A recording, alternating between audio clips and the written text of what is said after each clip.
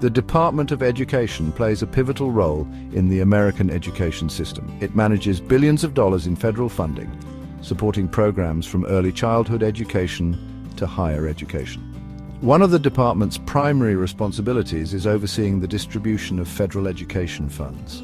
These funds are essential for ensuring that all students, regardless of their background or zip code, have access to quality education. Furthermore, the Department of Education is responsible for enforcing federal civil rights laws in education.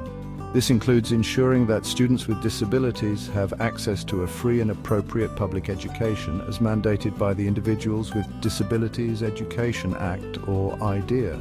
The department also investigates and addresses complaints of discrimination based on race, ethnicity, gender, religion, or national origin.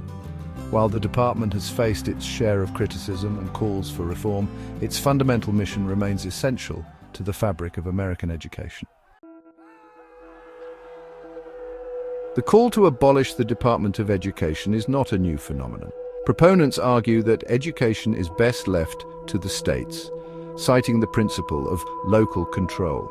They contend that a centralized federal agency is inefficient, bureaucratic, and unresponsive to the unique needs of individual states and communities. Critics often point to what they perceive as federal overreach into education policy.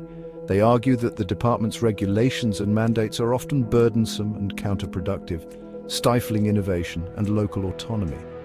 Fiscal conservatives argue that the department represents an unnecessary layer of bureaucracy and expense.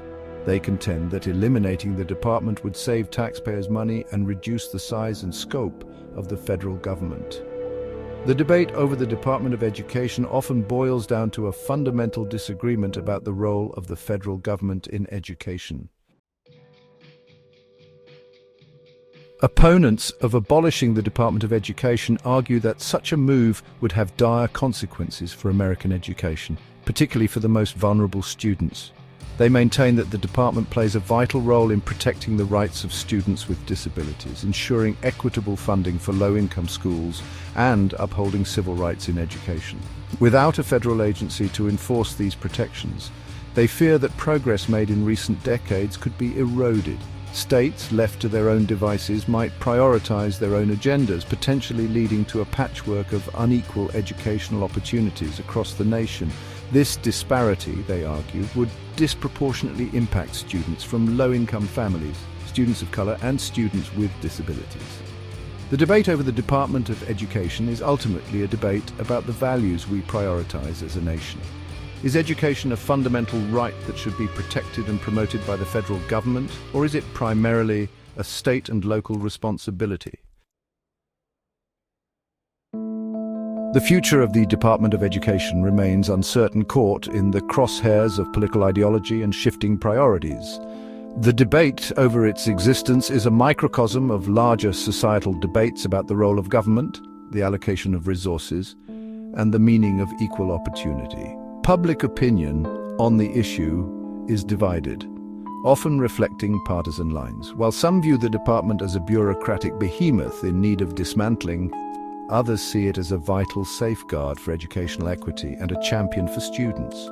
The future of the department will likely hinge on the outcomes of future elections and the policy agendas of those in power.